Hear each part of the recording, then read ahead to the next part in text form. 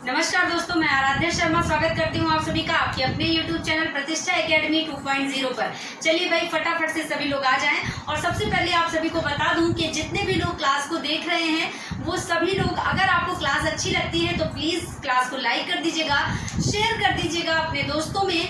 And अगर आप channel पर नए हैं तो फटाफट से चैनल को सब्सक्राइब कर लें एंड बेल आइकन प्रेस कर दें, ठीक है।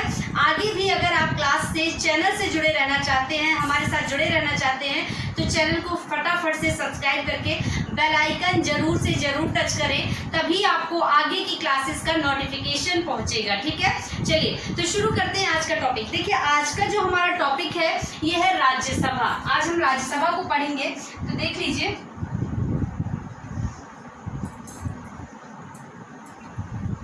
राज्यसभा, ठीक है। चलिए, पिछले टर्म में हमने भागों को कंप्लीट कर लिया था। भारतीय संविधान के 25 भाग हमने पढ़े थे। तो अगर आपने नहीं देखी है क्लास तो जा करके फटाफट से 25 भाग देख लीजिए प्रतिष्ठा एकेडमी 2.0 पर, ठीक है। वहाँ पर सारे के सारे भाग पूरी डिटेल के साथ एक एक भाग के बारे में एक एक डिटेल आपको बताई गई है। और सारे 25 भाग बाय ट्रिक आपको पढ़ाए गए हैं, ठीक है। तो ट्रिक भी है, डिटेल भी है, तो फटाफट से जाएं और वहां से आसानी से आप 25 भाग तैयार कर सकते हैं, ठीक है। चलिए भाई, तो आज का जो टॉपिक है ये है राज्यसभा। शुरुआत करते हैं, देखते हैं आखिरकार राज्यसभा जो है ये क्या है और यहाँ पर सदस्यों का चयन कैसे होता है, कितने सदस्य होते हैं, अध्यक्ष कौन होते हैं, उपाध्यक्ष कौन होते हैं, इन सारी चीज़ों को, कार्यकाल क्या होता है, यहाँ पर सदस्य बनने के लिए योग्यताएं क्या क्या होनी चाहिए, आज सारा कुछ जानेंगे, ठीक है। चलिए देखिए, सबसे पहले तो समझिएगा केंद्र स्तर पर संसद है, ठीक है। संसद आप जानते हैं, और संसद एक तरीके से जब आप विधानमंडल भी पढ़ेंगे ना, पहले आप संसद पढ़ लीजिए फिर आप विधानमंडल पढ़ेंगे, तो जैसे केंद्र स्तर पर संसद काम करती है, संसद है, उसी तरह से राज्य स्तर पर विधानमंडल है, ठीक है। आई बात समझ में। आज का जो टॉपिक है वो संसद से संबंधित है। तो देखिएगा, संसद, सबसे पहले जानेंगे संसद, और संसद के 3 अंग हैं। कौन कौन से हैं देखिएगा। सबसे पहले राष्ट्रपति, दूसरे नंबर पर राज्यसभा, और तीसरे नंबर पर लोकसभा।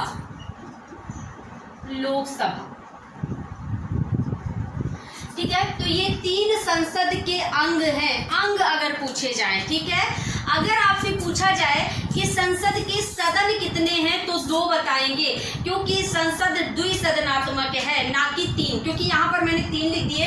तो शायद आप सोचे अगर आपसे पूछा जाए संसद कितने सदनात्मक है तो आप बता दें 3, ऐसा कुछ नहीं है। अंग अगर पूछे जाए तो 3 है। देखिए, राष्ट्रपति, राज्यसभा और लोकसभा, ठीक है। ये 3 अंग हैं, लेकिन अगर सदन पूछे जाए तो 2 है। संसद द्विसदनात्मक है। आई बात समझ में। कौन कौन से सदन है? राज्यसभा एक सदन है, दूसरा सदन लोकसभा है, ठीक है। राष्ट्रपति को अभी हम रोक देंगे, अभी हम नहीं पढ़ेंगे, ठीक है, क्योंकि राष्ट्रपति को हम तब पढ़ेंगे जब हम एक सीरीज पढ़ेंगे, राष्ट्रपति, प्रधानमंत्री, सर्वोच्च न्यायालय के मुख्य न्यायाधीश, चुनाव आयुक्त, कैग, सारी चीज़ों के बारे में जब एक सीरीज पढ़ेंगे ना तब पढ़ेंगे। अभी हमारा जो टॉपिक है वो राज्यसभा है, इसके बाद हम लोकसभा को पढ़ेंगे, ठीक है। चलिए, तो राज्यसभा, देखिए संसद का अंग है राज्यसभा। अब राज्यसभा के बारे में पढ़ना है, इसको हटा देते हैं।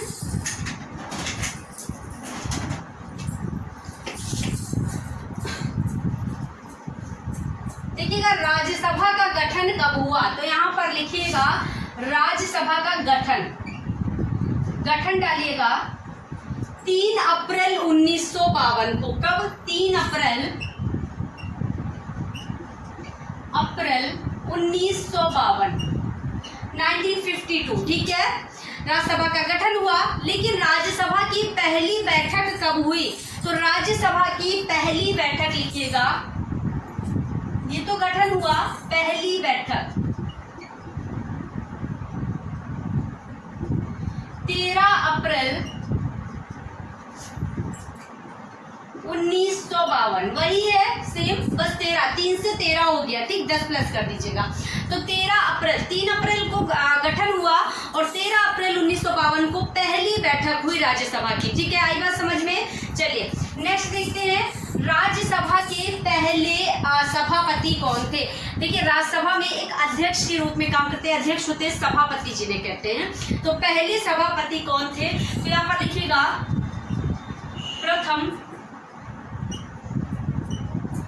सभापति, या कई जगह आपको अध्यक्ष भी मिल जाएगा, कई लोग अध्यक्ष कह देते हैं। ठीक है, सभापति कौन थे, डॉक्टर सर्वपल्ली राधाकृष्णन।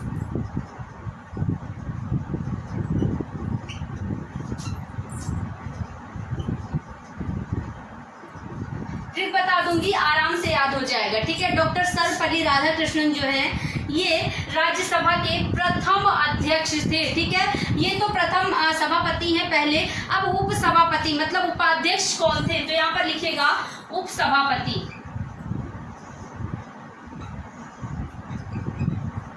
उप सभापति कौन थे, एच.वी. कृष्णमूर्ति राव। एच.वी.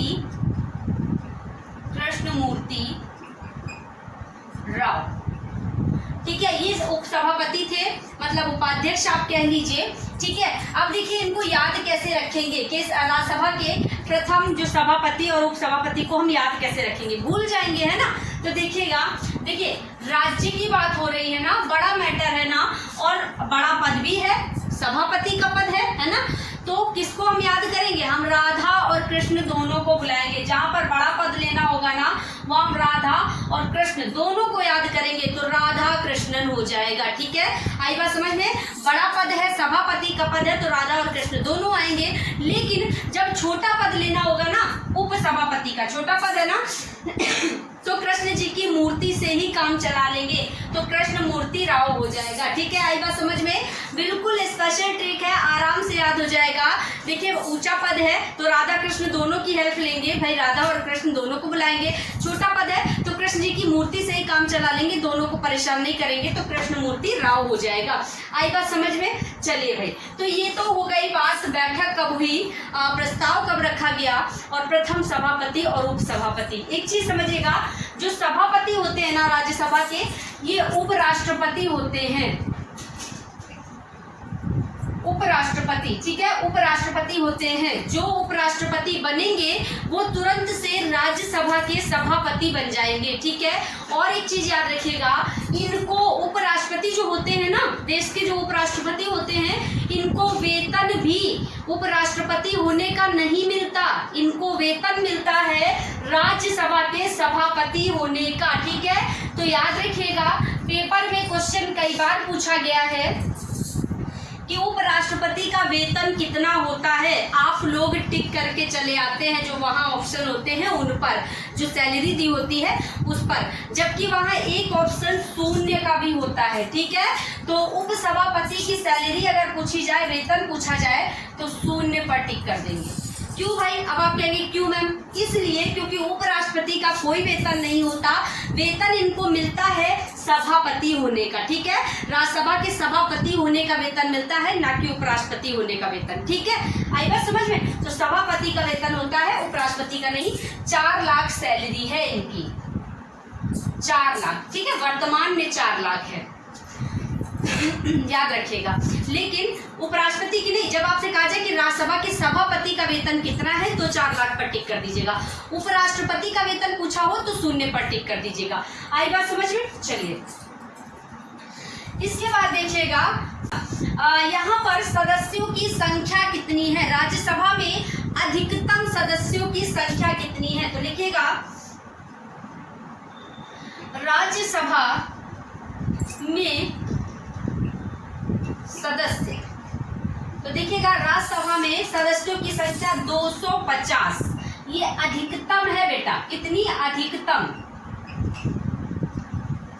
अधिकतम 250 हो सकते हैं। ठीक है, लेकिन वर्तमान में कितने हैं, तो वर्तमान में यहाँ लिख लीजिएगा,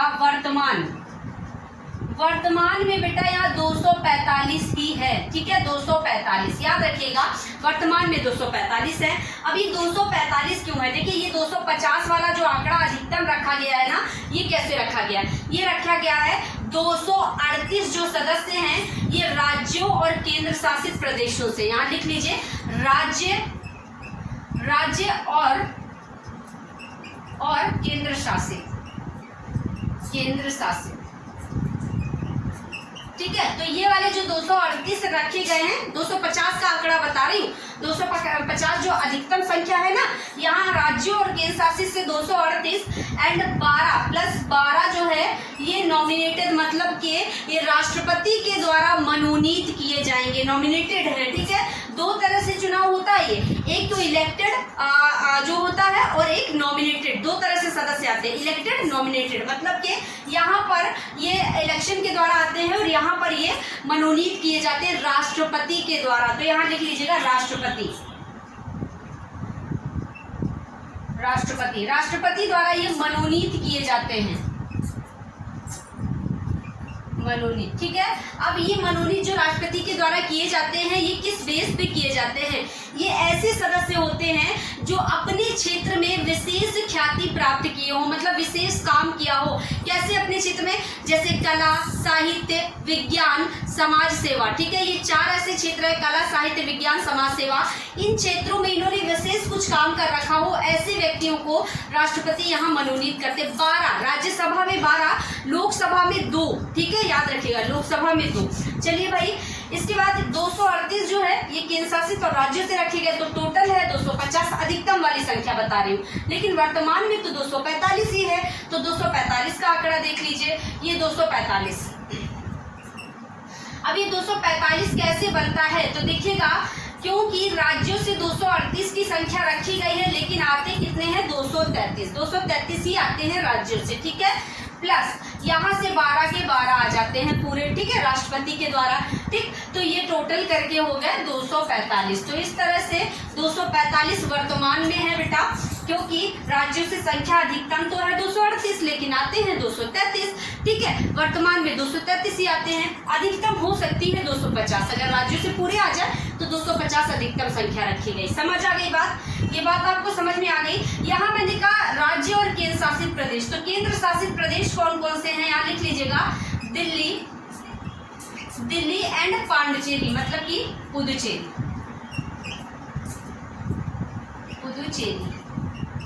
दिल्ली, पुदुचेरी, ठीक है। ये दो जो केंद्र शासित है, ये भी यहाँ पर ऐड होते हैं, ठीक है।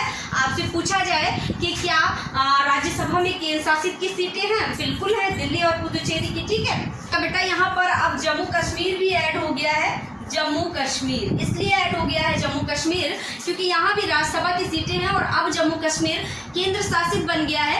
पहले जम्मू कश्मीर राज्य था, अब केंद्र शासित बन गया, ठीक है। चाहे तो स्क्रीनशॉट ले लीजिए, उसके बाद आगे बढ़ते हैं।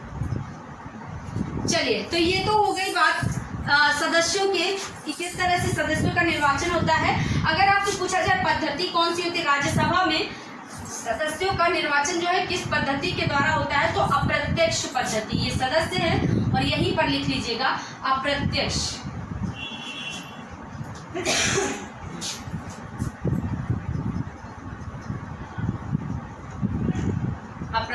पद्धति, ठीक है। इस अप्रत्यक्ष पद्धति के द्वारा जो है सदस्यों का निर्वाचन होता है। समझ गए? चलिए नेक्स्ट आगे बढ़ते हैं।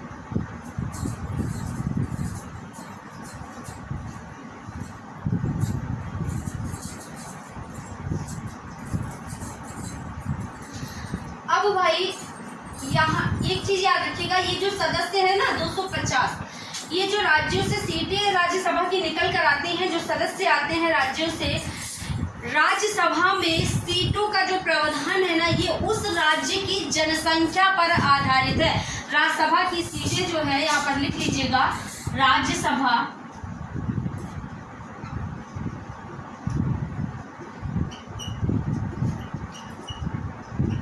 उस राज्य की जनसंख्या पर आधारित है।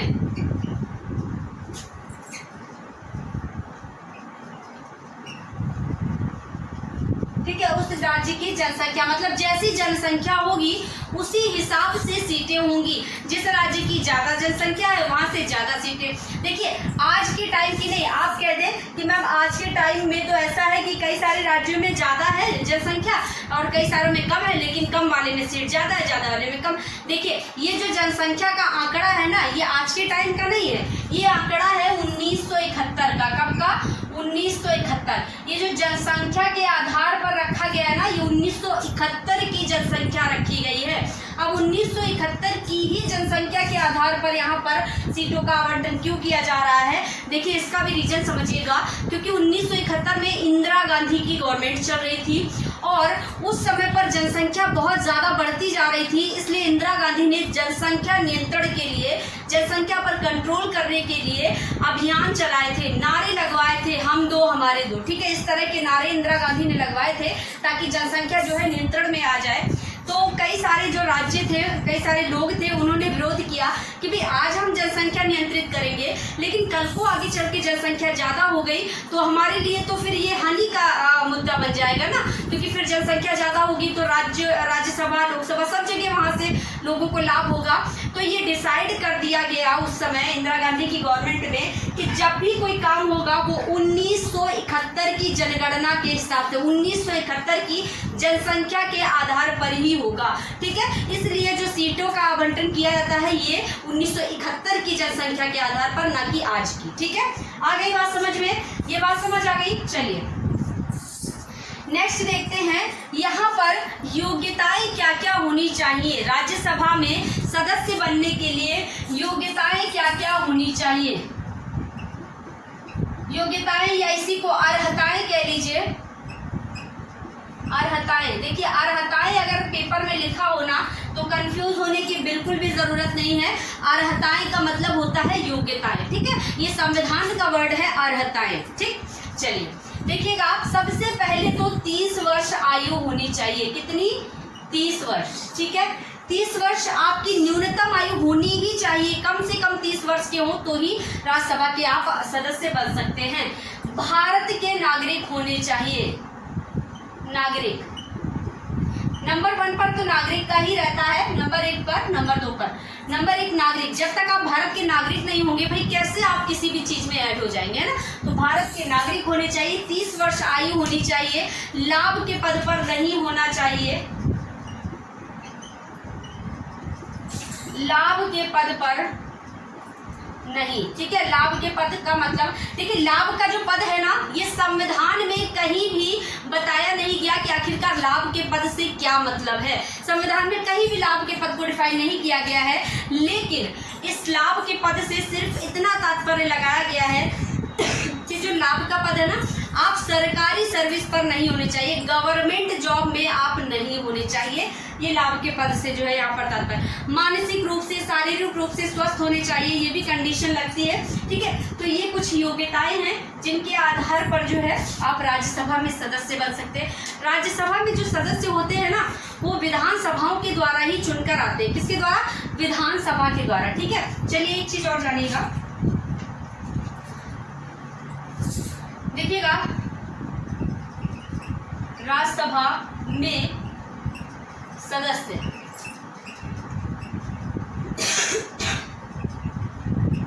प्रति 2 वर्ष बाद 1/3 सदस्य सेवानिवृत्त होते रहते हैं, सेवानिवृत्त होते रहते हैं, ठीक है। प्रति 2 वर्ष बाद 1/3 सदस्य सेवानिवृत्त होते रहते हैं। देखिए आप ये नहीं समझ पाते कि आखिरकार राज्यसभा का चुनाव कब होता है। तो राज्यसभा का चुनाव जो है, जैसे लोकसभा का आप जानते हैं हर 5 वर्षों में होता है लोकसभा का चुनाव, लेकिन यहाँ पर आप जानिएगा कि राज्यसभा का कोई समझ ही नहीं पाता चुनाव हो कब गया। तो राज्यसभा का चुनाव प्रति 2 वर्ष में होता है। कब? 2 वर्ष में। अगर पूछा जाए तो राज्यसभा का चुनाव 2 वर्ष में होता है, ठीक। और प्रति 2 वर्ष में, हर 2 वर्ष में 1/3 सदस्य जो है वो सेवानिवृत्त होते रहते हैं, मतलब हटते रहते हैं। जैसे कि यहाँ पर एग्जाम्पल ले लीजिए, आप समझ नहीं पा रहे होंगे। जैसे 2000, एक बार चुनाव हुआ 2000 में, ठीक है। फिर 2002 ले लीजिए, फिर 2004 ले लीजिए, फिर 2006 ले लीजिए, फिर 2008 ले लीजिए, ठीक है। चलिए हो गया ये। अब देखिए जो यहाँ पर आए ना, ये यहाँ पर जितने लोग हैं इनका कार्यकाल कहाँ पर जाके पूरा होगा, 2, 2, 4, 2, 6 यहाँ पर जाकर पूरा होगा, ठीक है। तो हर 2-2 वर्ष में चुनाव हो रहा है, तो यहाँ पर जब इनका कार्यकाल पूरा होगा तो ये हट जाएंगे, ठीक है। 2-2 वर्ष में हो रहा, इनसे पहले जो है ना, इनसे पहले जो है वो यहाँ पर हट जाएंगे, हर 2 वर्ष में चुनाव होगा तो ये वाले यहाँ हट जाएंगे, यहाँ नए आ जाएंगे, ठीक है। जो यहाँ पर आए हैं ये यहाँ जाकर के हट जाएंगे, यहाँ पर नए आ जाएंगे, यहाँ पर नए आ जाएंगे, ठीक है। अब जो ये वाले यहाँ पर रहेंगे ये आगे जाकर के, जो यहाँ पर है वो आगे जाकर के, तो ऐसे प्रति 2 वर्ष में चुनाव होते हैं और 1/3 सदस्य जो है सेवानिवृत्त होते रहते हैं। आई बात समझ में? चलिए भाई अब देखिएगा कार्यकाल इन सदस्यों का कितना होता है। भाई ये जो सदस्य हैं 2 वर्ष में इनका चुनाव होता है, लेकिन कार्यकाल कितने वर्षों का होता है, तो कार्यकाल यहाँ पर लिखिएगा, कार्यकाल बेटा 6 वर्षों का होता है, 6 वर्ष, ठीक है। कार्यकाल 6 वर्ष का होता है। उससे पहले अगर कोई अपना त्याग पत्र देना चाहे तो दे सकता है, कोई बाउंडेशन नहीं है, 6 वर्षों का कार्यकाल होता है, ठीक है। आई बात समझ में? चलिए भाई एक चीज और याद रखिएगा आप, राज्यसभा को धन विधेयक जो होता है ना, इस पर राज्यसभा को केवल सिफारिशें करने का अधिकार है, लेकिन लोकसभा इसे मानने के लिए बाध्य नहीं है। याद रखिएगा, इसे लिख लीजिए, धन विधेयक।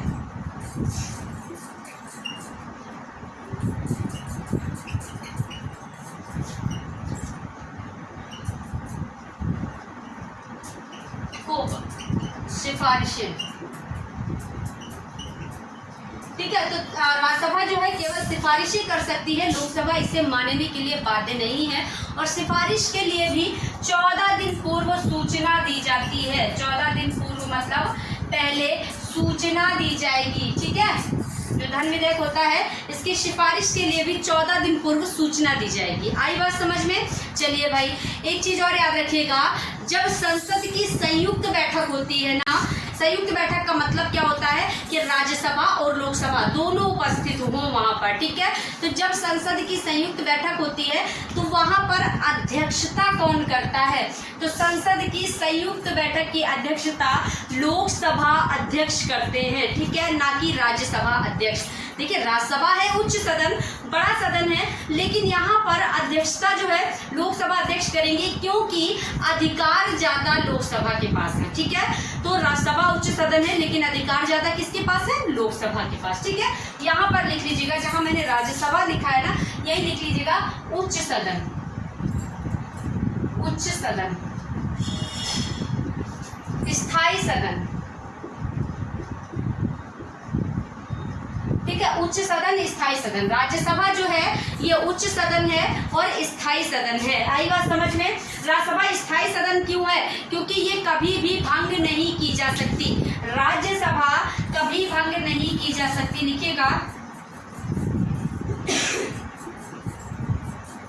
कभी भंग नहीं होती, ठीक है, कभी भंग नहीं होती, ओके। राज्यसभा की बैठक कौन बुलाता है, राष्ट्रपति बुलाते हैं। तो राज्यसभा की बैठक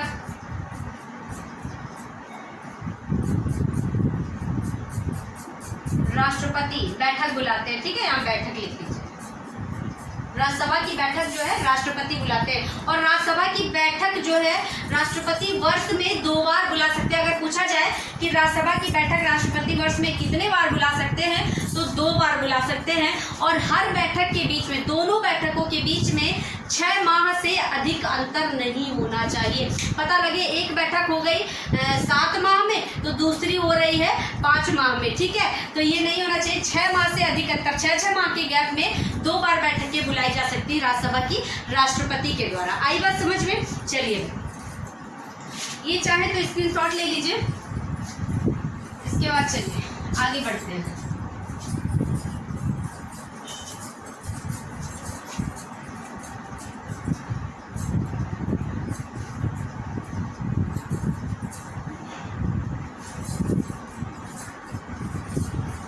चलिए एक चीज और याद रखिएगा कि राज्यसभा के सदस्य जो प्रधानमंत्री बने, यहाँ पर लिख लीजिएगा राज्यसभा के सदस्य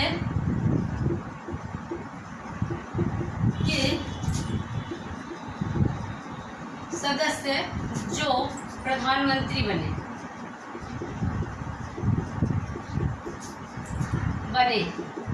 कौन कौन से हैं, तो इनके लिए बहुत अच्छी ट्रिक है। इंदिरा गुजरात से आई तो मनमोहन ने दौड़ा लिया। ठीक है, लिख लीजिए इंदिरा, ट्रिक लिख लीजिए, यहाँ पर ट्रिक डालिए,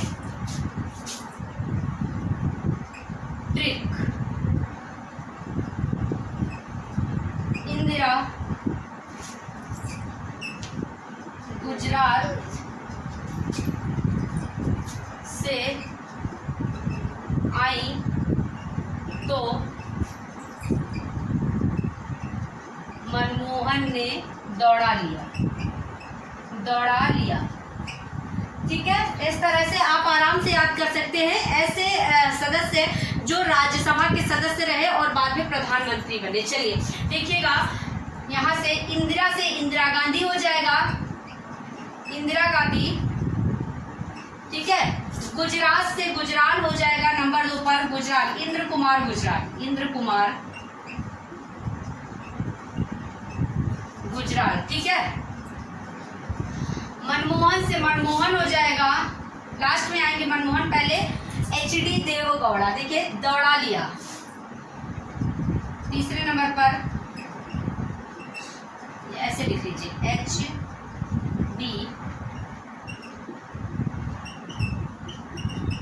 गौड़ा, देवगौड़ा। ठीक है, एचडी देवगौड़ा। और चौथे नंबर पर मनमोहन सिंह,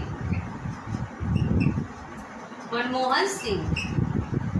ठीक है, इंदिरा गुजरात से गुजराल आई तो मनमोहन सिंह दौड़ा लिया, एचडी देवगौड़ा। ठीक है, चलिए तो ये जो सदस्य हैं ये राज्यसभा के सदस्य जो कि पीएम बने। चलिए नेक्स्ट आगे देखते हैं। एक चीज और समझिएगा, संयुक्त बैठक, मैंने अभी कहा जब लोकसभा और राज्यसभा दोनों एकत्रित होंगी, एक साथ इकट्ठी होंगी तो संयुक्त बैठक होगी संसद की। तो संसद की संयुक्त बैठक की व्याख्या किस अनुच्छेद में है, तो यहाँ पर लिख लीजिएगा कि संसद की संयुक्त बैठक की व्याख्या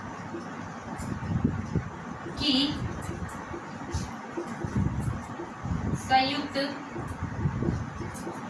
बैठक की व्याख्या अनुच्छेद 108, अनुच्छेद 108 में है। ठीक है, आई बात समझ में, अनुच्छेद 108 में है। ठीक, समझ गया। चलिए भाई, इसके बाद देखिएगा वर्तमान में राज्यसभा अध्यक्ष कौन है, तो आप सभी जानते होंगे क्योंकि उपराष्ट्रपति होते हैं, है ना। तो यहाँ पर वर्तमान में राज्यसभा अध्यक्ष, वर्तमान राज्यसभा अध्यक्ष